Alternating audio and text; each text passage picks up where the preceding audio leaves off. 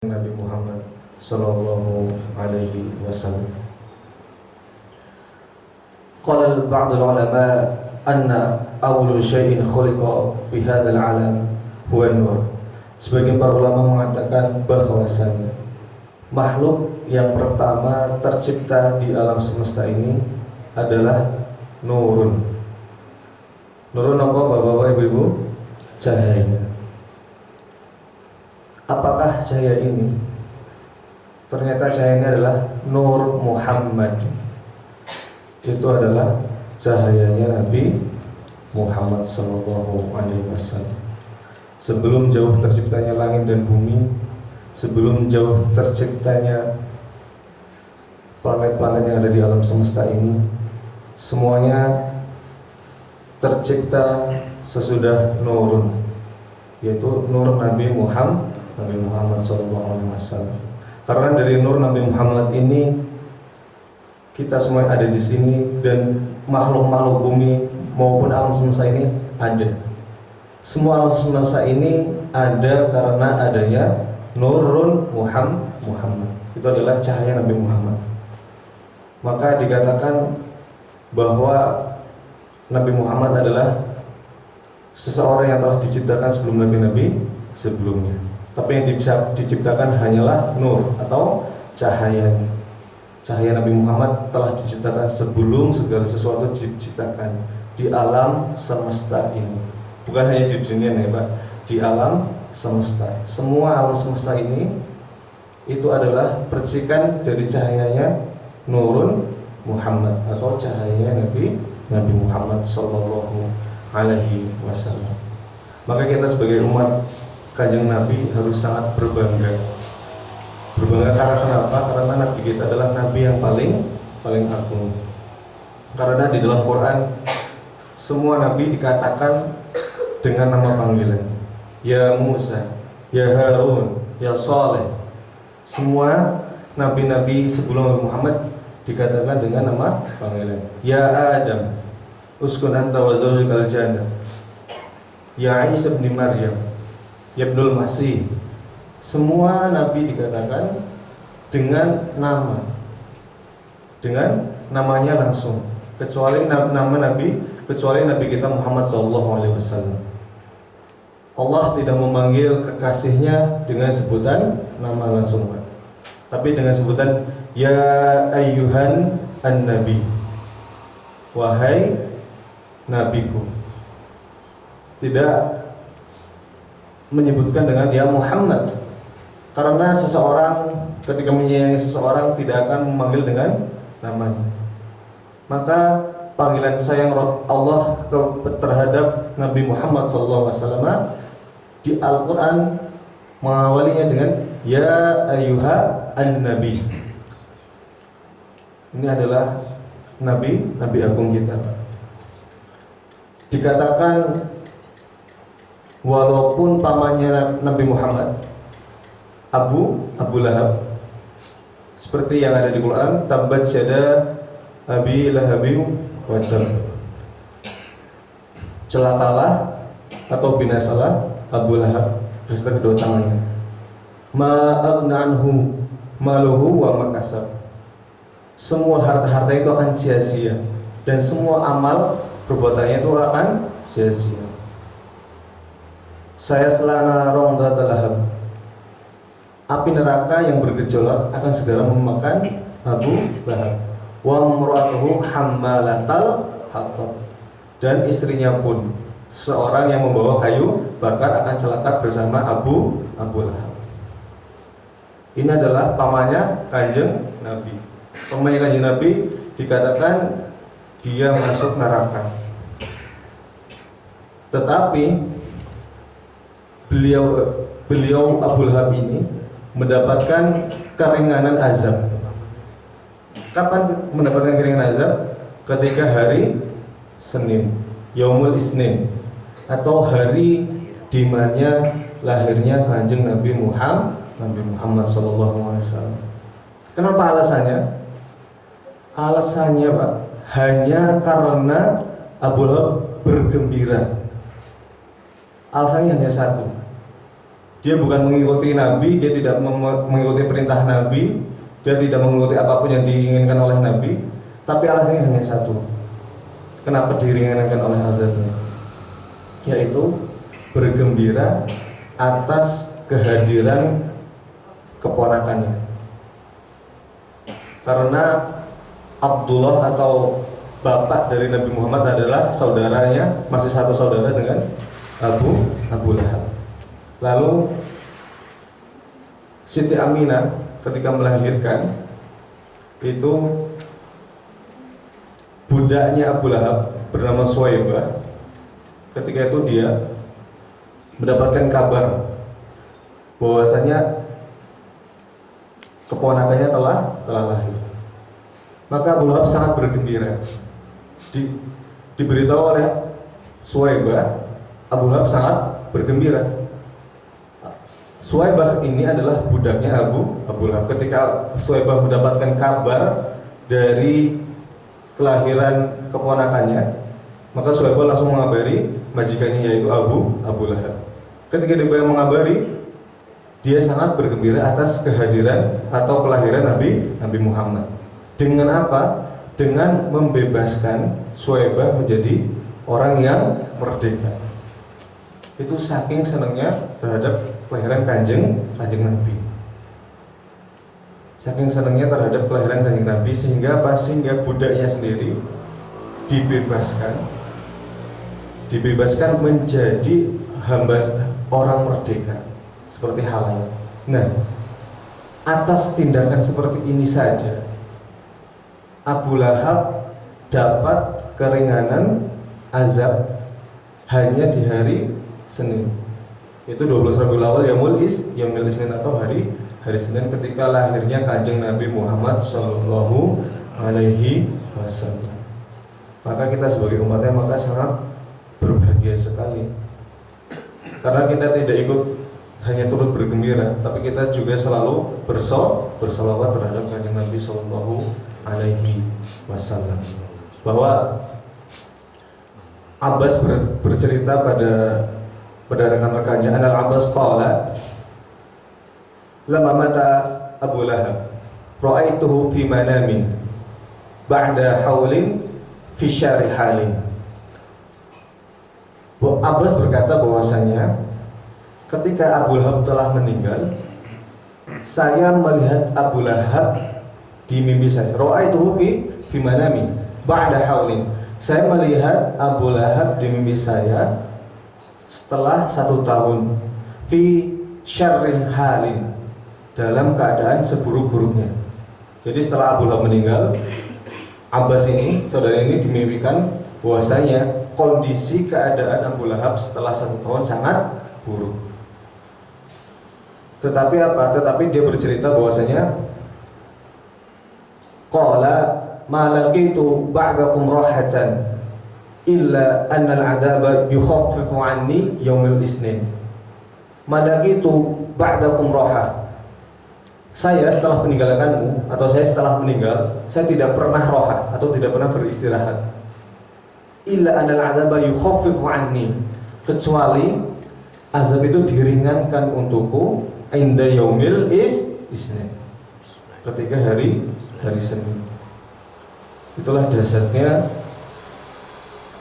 syafaat atau segala sesuatu yang berkaitan dengan kanjeng Nabi Muhammad Sallallahu Alaihi Wasallam.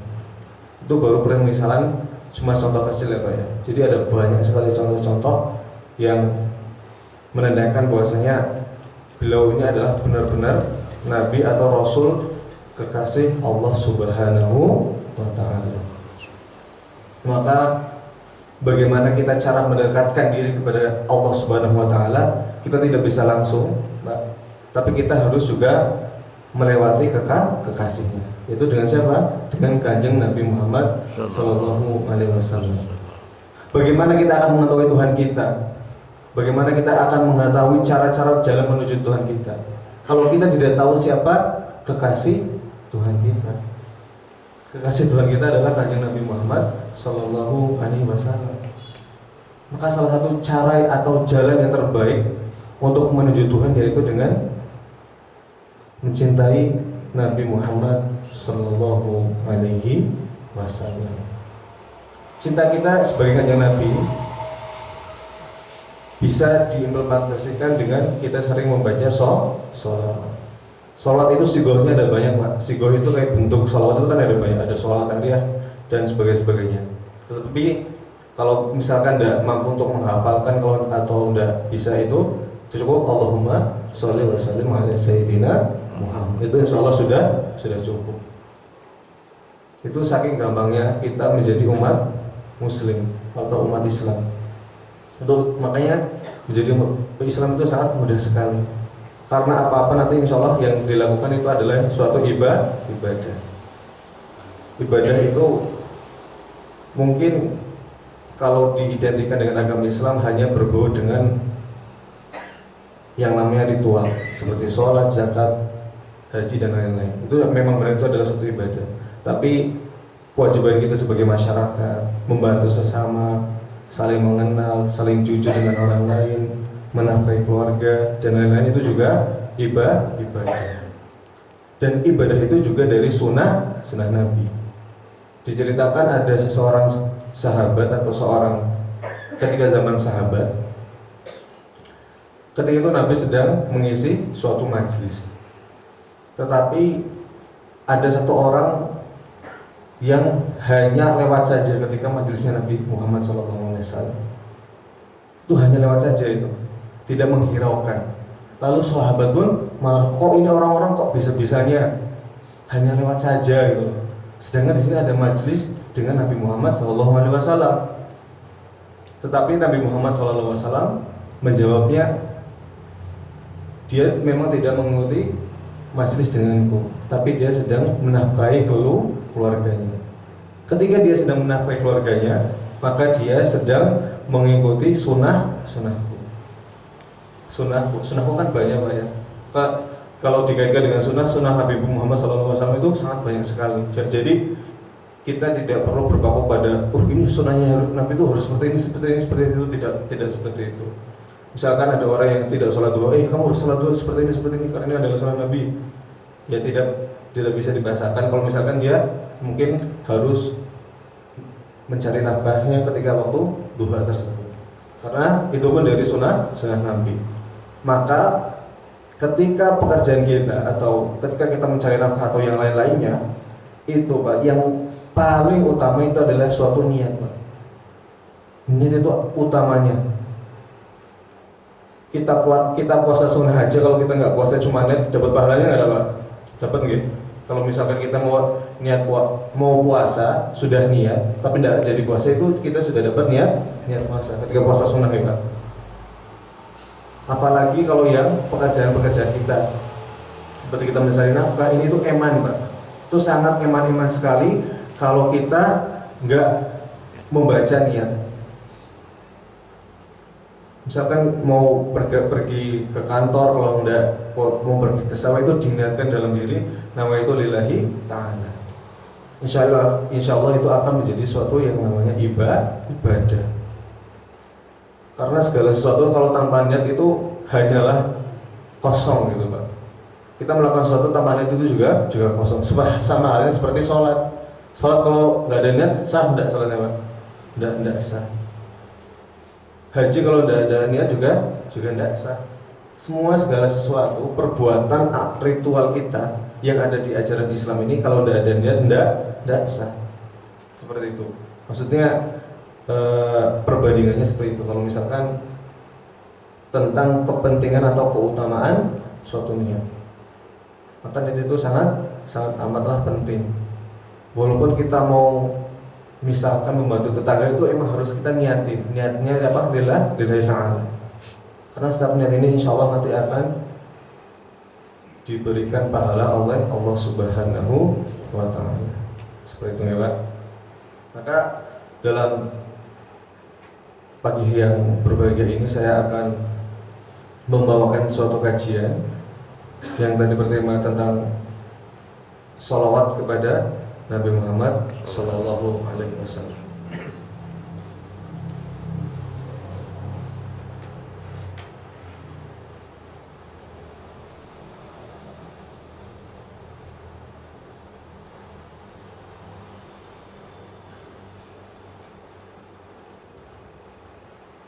Ini saya ada kitab Fadlul Salatu ala Nabi Sallallahu Alaihi Wasallam, atau keutamaan salawat terhadap Nabi Muhammad Sallallahu Alaihi Wasallam. Karangannya Dr. Ahmad bin Abdullah Al-Batari. Ta'rifu salatu wassalam ala Rasul. Ta'rif itu istilah dari as-salat wassalam ala Rasul. Apa sih arti as-salatu wassalamu ala Rasul? Jadi kalau kita pisah-pisah itu artinya itu sangat banyak. As-salat, salat itu punya makna sendiri, wassalam punya makna sendiri. Terhadap siapa? Terhadap Rasulullah Sallallahu Alaihi Wasallam. Ketika kita menyebutkan Allahumma sholli wa sallim ala sayyidina Muhammad, sebagai Indonesia mungkin itu sangat sederhana gitu Pak ya. Namun ketika dimaknai dari bahasa Arab sendiri pun itu sangat luar biasa gitu Pak. Karena bahasa Arab itu memiliki makna yang sangat melimpah atau sangat banyak. Seperti misalkan kita kasih contoh nih, ta'rifu sholatu wassalam ala Rasul. Jadi ketika ta'rif adalah yang lughatan sama istilah, secara bahasa dan secara istilah. Wa ta'rifu sholatu lughatan, qala ar-raqib as-sholatu fil lughah ad-du'a, at-tabarruk wa tahmid. Jadi sholat itu dalam bahasa bisa diartikan sholat itu suatu doa. Sholat itu adalah doa. Kita sholat berjamaah itu juga kalau secara bahasa adalah doa. Karena inti kita adalah meminta kepada Tuhan dan menjalankan perintah Tuhan. Maka sholat itu adalah suatu doa. Terus itu ada yang namanya tabaruk. Ada juga tahmid atau memuji Tuhan Subhanahu Wa Taala. Berarti kan ada sangat banyak arti dari sholat. Itu pun secara bahasa. As-sholatu hiya ad-du'a, at-tabaruk wa tahmid. Was-sholatu allati hiya al-ibadah al-maqsusah aslu ad-du'a wa sumiyat hadhihi al-ibadah katasmiyat syekh bi ismi ba'di ma tadammanahu. Was-sholat allati hiya al-ibadah al-maqsusah, sholat yang mana itu adalah suatu ibadah yang khusus seperti sholat yang tadi ini. Asluha ad-du'a, asal katanya itu adalah doa. Jadi sholat kita ini yang semua kita lakukan tadi itu bersama, asal katanya itu adalah ad-du'a. Wasumiyat hadil ibadah biha katasmiyati syekh bismi ba'd ma tadammanahu. Jadi kenapa dinamakan doa? Karena setiap gerakan kita itu juga intinya untuk berdoa kepada kehadiran Allah Subhanahu wa Ta'ala. Oke. Wa qala Ibnul Qayyim, itu tadi menurut Ar-Raghib. Itu baru menurut Ar-Raghib. Nanti ada menurut Ibnul Qayyim. Wa qala Ibnul Qayyim, aslu lafdz salat fil lughah yarji' ila ma'nayain. Jadi menurut Ibnul Qayyim, asli bahasa atau arti bahasa dari salat itu ada dua makna. Yang pertama adalah ad-du'a wa tabarruk. Terus yang kedua adalah al-ibadah. Ini hampir mirip-mirip karena ulama itu kan berbeda pendapat nih Pak, dan itu adalah suatu rahmat bagi umat muslim karena ulama memiliki perbedaan pendapat. Tapi salah satu persamaannya itu adalah as-salat hiya ad-du'a. Salat itu adalah sesuatu doa secara bahasanya. Lalu as-salatu wassalam, apa arti dari salam ini? Arti dari salam itu adalah ay as-salamah minan naqais wal makari, yaitu kita selamat dari an-naqais, dari kekurangan dan makari dan kebencian. Ketika sholat tadi secara bahasa artinya doa, dan salam secara bahasa niki artinya apa? Dia kita selamat dari kekurangan dan kebencian. Fakanat idza qulta, apabila kamu menyebutkan Allahumma salim ala Muhammad, niku kan kata Allahumma sholli wa sallim ala Muhammad. Nah, arti Allahumma salim ala Muhammad niku artinya apa? Fa inna ma turid itu menunjukkan bahwasanya Allahumma tub li Muhammadin fi da'wati wa ummati wa dzikri as-salamah min kulli naqsin. Jadi, wahai Tuhanku, tetapkanlah terhadap Muhammad, terhadap Nabi Muhammad dalam dakwahnya dan umatnya dan dalam penyebutannya as-salamah min kulli naqsin, keselamatan dari segala kekurangan. Jadi kalau digabungkan, ya Tuhanku atau ya Allah, tetapkanlah kepada Nabi Muhammad dalam dakwahnya, dalam umatnya, dalam ketika kita menyebutkan Nabi Muhammad, kita mendapatkan apa? Keselamatan. Keselamatan dari siapa? Min kulli naqsin, dari segala kekurangan atau dari segala kebencian. Wa qila as-salam bimakna al-musalamah wal inqiyad. Ada juga yang mengatakan salam itu artinya musalamah lahu, dan kita tahu taat. As-salat itu namanya taat. Tapi kalau misalkan dalam kitab-kitab itu ada pendapat yang qala, Pak. Ada yang namanya qala ar-raghib, qala kata itu insyaallah pendapatnya kuat. Tapi kalau qila itu artinya misalkan ada suatu teks qala Ibnu Abbas atau qala ar-raghib. Ar-raghib mengatakan, nah qala ini insyaallah dia mempunyai argumen yang kuat gitu. Tapi kalau qila dikatakan, itu argumennya itu lebih kurang kuat daripada qala. Qala Ibnu Abbas, qila ar-raghib. Kalau qala itu lebih kuat, kalau qila itu lebih lemah daripada yang dikatakan oleh qala. Lalu ta'rifu salatu wassalamu ala rasul istilahan. Jadi setelah kita mengetahui arti bahasanya assalam dan sholat, kita harus mengetahui istilahnya. Ta'rifu salatu wassalamu ala rasul secara istilah, sholatan qawliyah bi alfazin makhsusatin lissolati wassalam ala Muhammad. Itu adalah suatu sholat qawliyah. Jadi sholat yang dilakukan secara qaul atau secara lisan, sholatun qawliyah. Dengan apa? Dengan lafaz-lafaz yang khusus, bi alfazin makhsusatin lissolati wassalami ala Nabi, untuk bersalawat dan bersalam kepada Nabi Muhammad SAW. Berarti secara istilah as-salatu wassalamu ala rasul salatun qawliyah.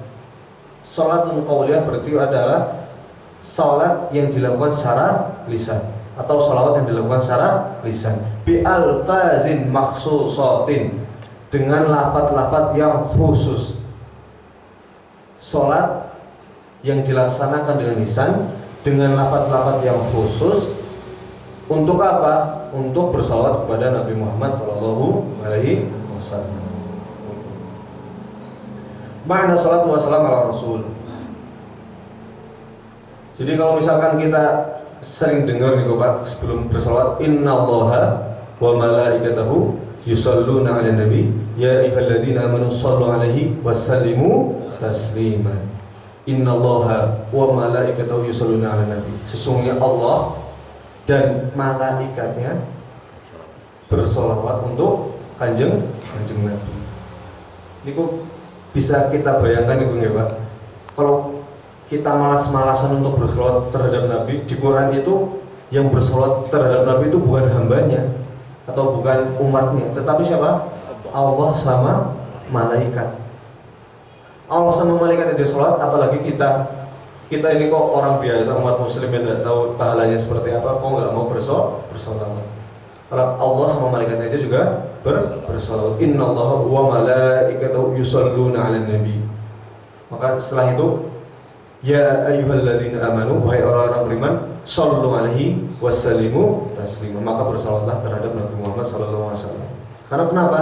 Karena Gusti Allah dan malaikat itu juga bersalawat terhadap Nabi Muhammad. Maka kita harus bersalawat juga, orang Tuhan kita dan malaikat-malaikat kita juga, mereka bersalawat. Maka sudah seyogianya kita ikut bersalawat. Nah, dalam ini juga itu artinya itu beda-beda Pak. Salatullah ala nabi, salatu al-malaikah ala nabi. Bagaimana sih salawat Tuhan terhadap Nabi dan salawat malaikat terhadap Nabi? Itu kan beda-beda arti salawat. Okay? Kan tidak bisa disamakan tuh. Innallaha wa malaikatahu yusholluna ala nabi. Sesungguhnya Allah dan malaikat bersalawat terhadap Nabi. Masa salawat malaikat sama Nabi sama kan enggak, ya kan? Salawat Allah terhadap Nabi itu seperti ini, salawat malaikat terhadap Nabi seperti ini, dan salawat manusia terhadap Nabi seperti ini. Nih, okay? Nanti mungkin akan saya jelaskan arti dari ketiga tersebut. Lalu selanjutnya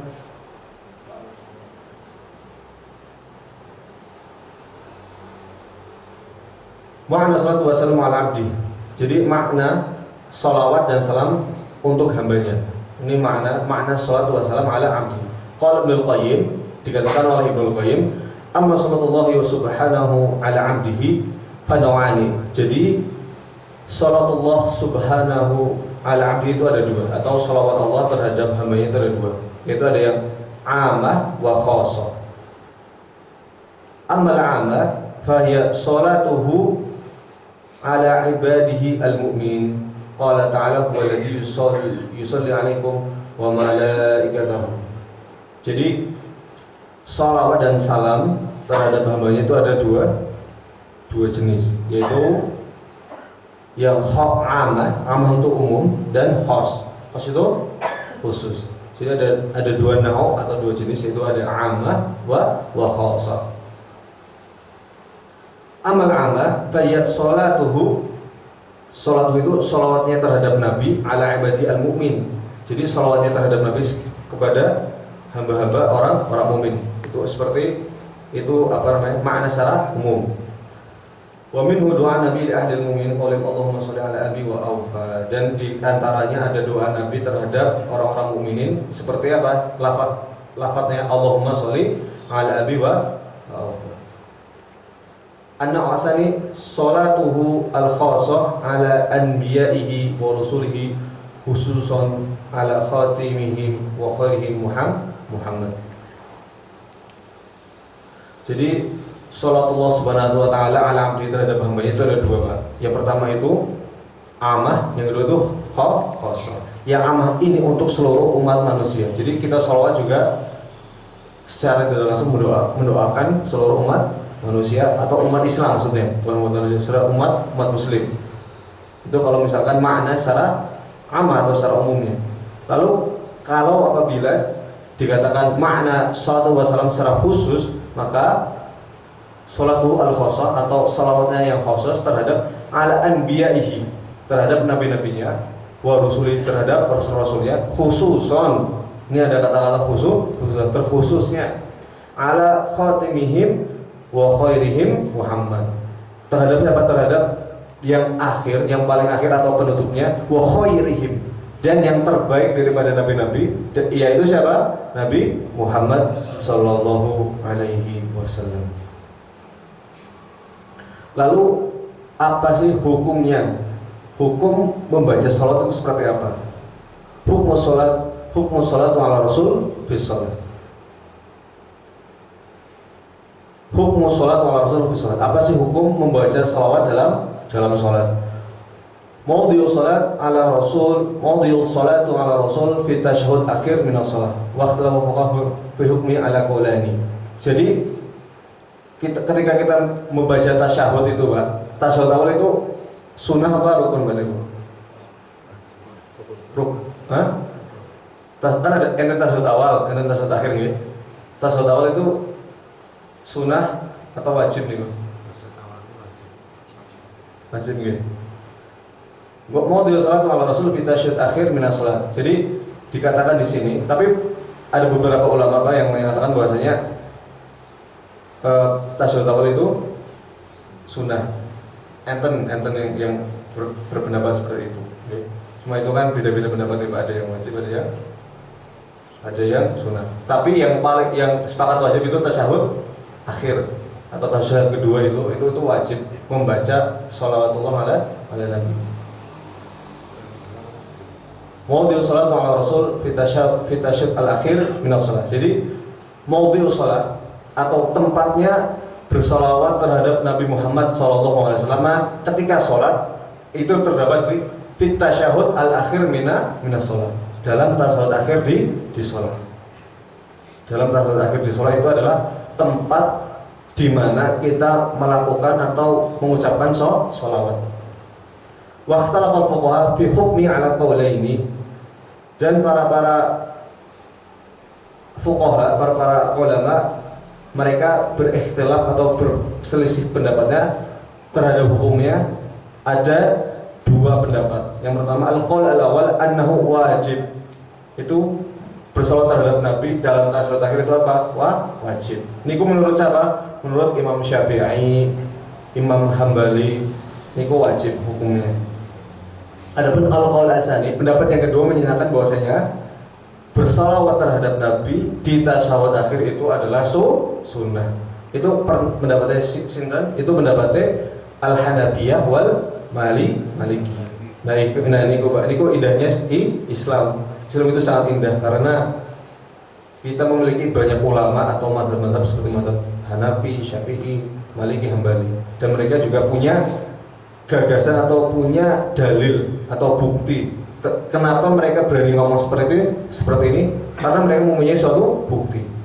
Dan pada zaman itu atau era itu mereka itu sangat cerdas atau sangat jenius nih Bapak. Mereka dapat menyimpulkan suatu dalil-dalil tentang apa mau dalil ini nih Bu. Apa sesuatu yang bisa didapat dari dalil ini dari sudut pandang lain. Nah niku kan maksudnya apa nggih? Keutamanya ulama niku nggih, atau memang kelebihannya ulama bisa menyimpulkan sesuatu dalam kitab-kitab atau dalam dalil-dalil itu. Maka sudah wajar sekali ketika ada hukum sholat atau hukum bersolawat terhadap Nabi dalam sholat itu tepatnya di tasyahud akhir. Nah, hukumnya ada yang mengatakan wajib dan ada yang mengatakan sunnah. Yang wajib itu Syafi'i sama Hambali. Adapun yang sunnah itu seperti Maliki dan Hanafi. Wastadalla ashabul qaul al-awwal bi amril Qur'ani fi qouli ta'ala ya ayyuhalladzina amanu shallu 'alaihi wa sallimu taslima. Jadi yang pendapat pertama mengatakan kok wajib itu kenapa? Nah, kan ada wajib harus punya landasan ya, Pak. Ulama itu tidak mungkin mengatakan suatu argumen tanpa menyebutkan landasan atau suatu bukti. Buktinya apa? Ya yang tadi saya katakan ya ayyuhalladzina amanu shallu 'alaihi wa sallimu taslima. Berselawatlah terhadap Nabi. Nggih. Ya ayyuhalladzina amanu wa orang yang beriman shallu 'alaihi wa sallimu taslima. Berselawatlah terhadap Nabi. Wa bil amri fa'ala min dan nah, shallu di sini itu berarti suatu perintah ya, Pak. Jadi kalau di bahasa Arab itu kan enten kata kerja, kata perintah, kata kerja yang dilakukan kemarin gitu. Nah, shallu ini dikatakan itu adalah kata perintah. Seperti kalau misalkan dalam sharaf itu ada fa'ala yaf'alu if'al. Fa'ala itu melakukan, Pak. Fa'ala yaf'alu if'al. Kalau fa'ala dia melakukan pada zaman lampau, yaf'al itu pada zaman sekarang, if'al itu adalah suatu perintah. Fa'ala yaf'alu if'al. Nanti ada transisinya lagi fa'ala yaf'alu if'al. Itu suatu contoh saja bahwa kata kerja di bahasa Arab itu sangat melimpah ya Pak. Jadi ada yang fa'ala yaf'alu if'al. Fa'ala itu untuk masa lampau, yaf'al untuk masa sekarang, dan if'al untuk perintah untuk melakukan di suatu masa depan. Maka shallu di sini shalla yusolli shallu. Shalla yusolli sholli. Berarti kan shalla itu kan kalau misalkan shalla itu untuk zaman masa lampaunya, yusolli itu untuk zaman masa sekarangnya. Kalau sholli itu perintah untuk dilakukan, ya. Berarti di sini ya alladzina amanu shallu 'alaihi berarti bersalawatlah terhadap Nabi Muhammad SAW. Maka mengapa pendapat pertama mewajibkan salawat terhadap Nabi di tasyahud akhir?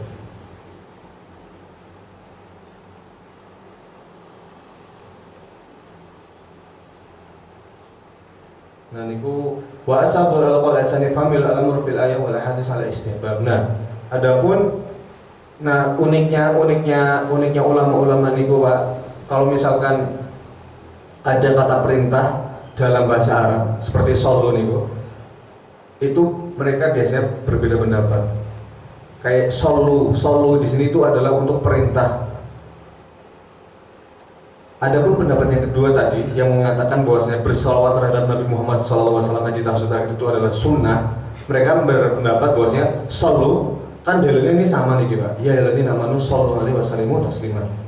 Yang pertama mengartikan bahwasanya solu ini adalah perintah. Tapi yang kedua mengartikan bahwa solu di sini adalah istihbab atau sunnah atau mustahab. Untuk bisa dilakukan juga bisa tidak dilakukan. Itu pendapat dari Al-Qaul As-Sani. Mungkin lalu itu tadi hukum sholawat terhadap Nabi dalam sholat. Lalu ada hukum lain, yaitu hukum sholawat terhadap Nabi di luar sholat. Kalau di dalam sholat kan udah tempatnya itu berada di tasyahud akhir. Hukum sholawat terhadap Nabi di dalam sholat, ketika di dalam sholat itu ada tempatnya. Tempatnya di mana? Di tasyahud akhir. Ini itu ada yang wajib, ada yang sunnah. Karena kita Syafi'i berarti itu wajib. Nah, sekarang hukum sholawat terhadap Nabi di luar sholat itu seperti apa? Al-Qadhi Iyad rahimahullah ta'ala fi kitab Syifa, dikatakan oleh Qadhi Iyad rahimahullah dalam kitab Asy-Syifa. Jadi Al-Qadhi Iyad ini mengatakan hukum membaca sholawat di luar sholat itu seperti apa? Yang pertama, i'lam anna sholata 'ala nabi fardun 'ala jumlah ghairu muhaddah bi waqtin. Kalau Qadhi Iyad niki Pak mengatakan bahwasanya sholawat terhadap Nabi itu adalah suatu fardun. Fardun berarti kata lainnya niku napa? Wajib. 'Alal jumlah ghairu muhaddad bi waqtin, terhadap jumlah yang tidak ditentukan oleh waktu. Jadi ketika di luar sholat, menurut ini kan banyak ulama ya Pak, kita tidak boleh berpaku pada satu ulama, kita bisa mengambil ulama ini dan ulama yang lain. Menurut Imam Qadhi Iyad, i'lam anna sholatu 'ala nabi fardun 'alal jumlah. Jadi wajib waktu yang tidak ditentukan. Berarti kan itu selama kita kosong, di sini beliau mengartikan bahwasanya selama kita kosong ini kamu wajib. Kita ketika di luar sholat kita wajib melakukan sholawat. Ketika kita lagi kosong dalam hati kita harus berselawat niku. Ini baru menurut Imam atau menurut sebagian ulama. Dari kali amrita bi sholat alaihi wa hamlal a'immah wal ulama lahu 'alal wujub wa ajmu alaihi.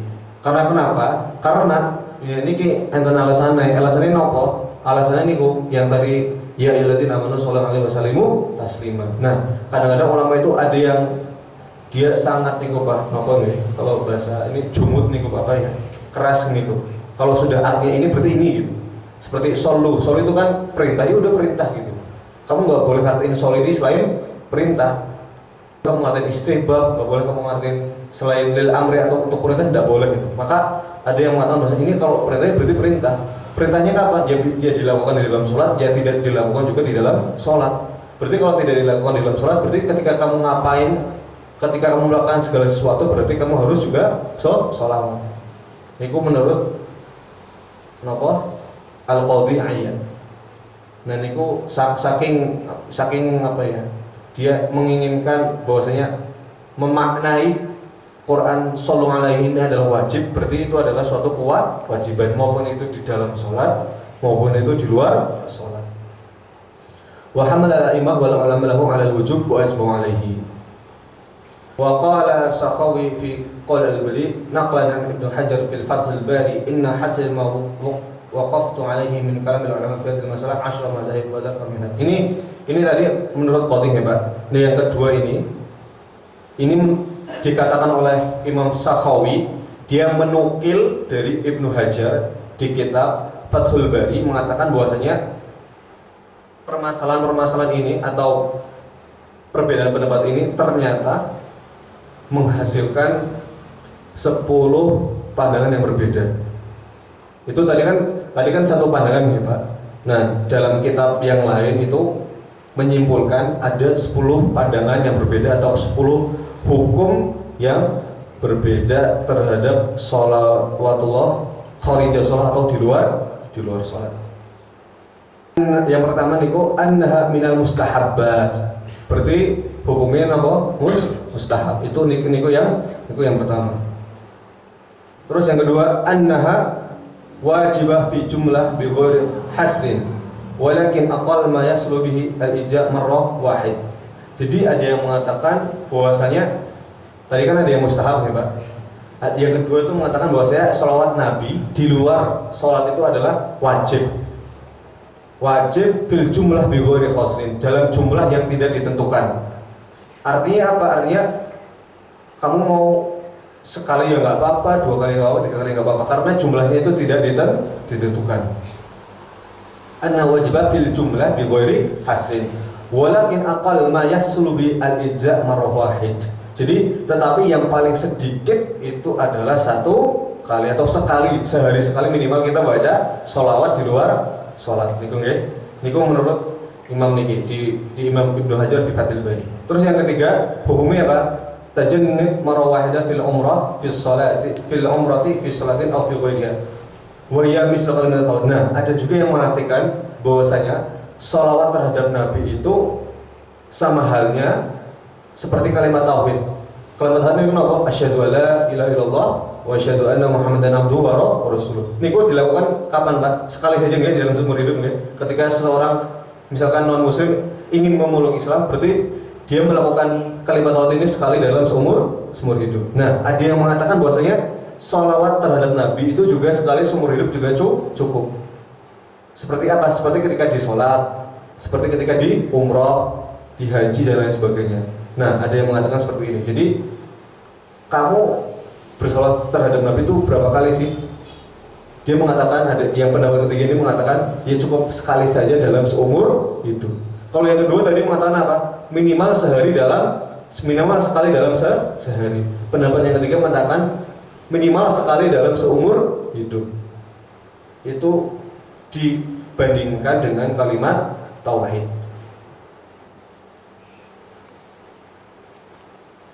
Lalu yang keempat, tajibu fi salat min ghairi ta'yinil mahal.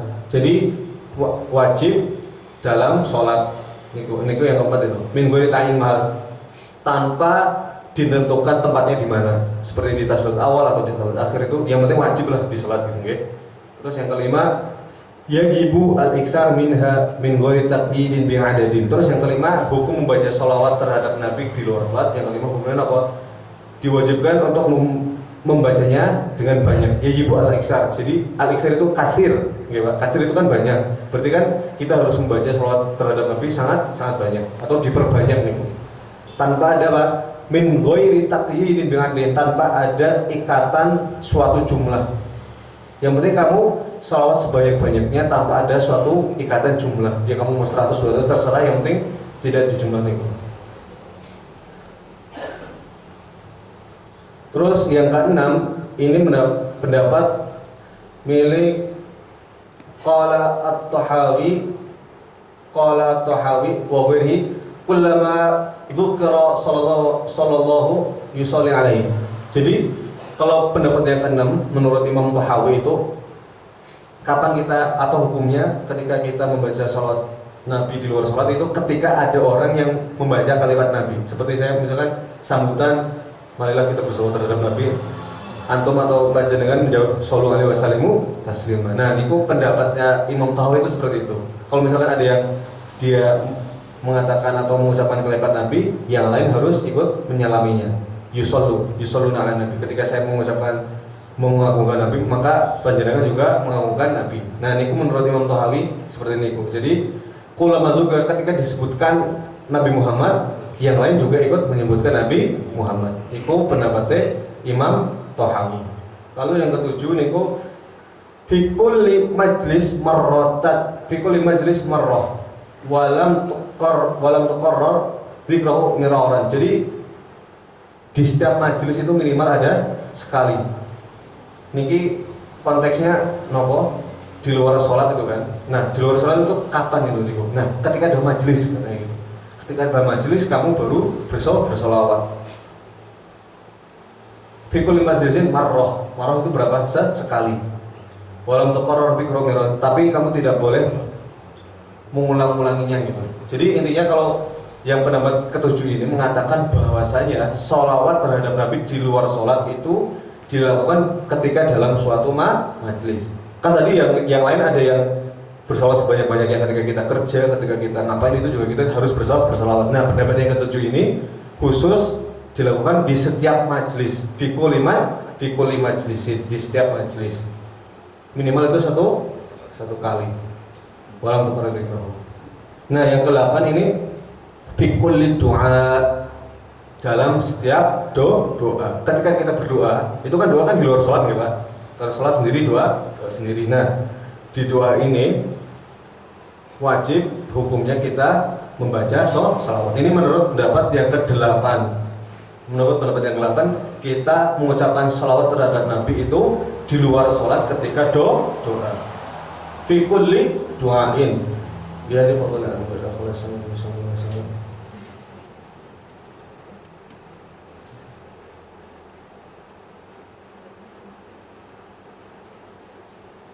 Nah ini banyak hadisnya. Banyak hadis yang mengatakan bahwasanya keutamaan fadilah bersalawat terhadap Nabi Muhammad ketika berdoa.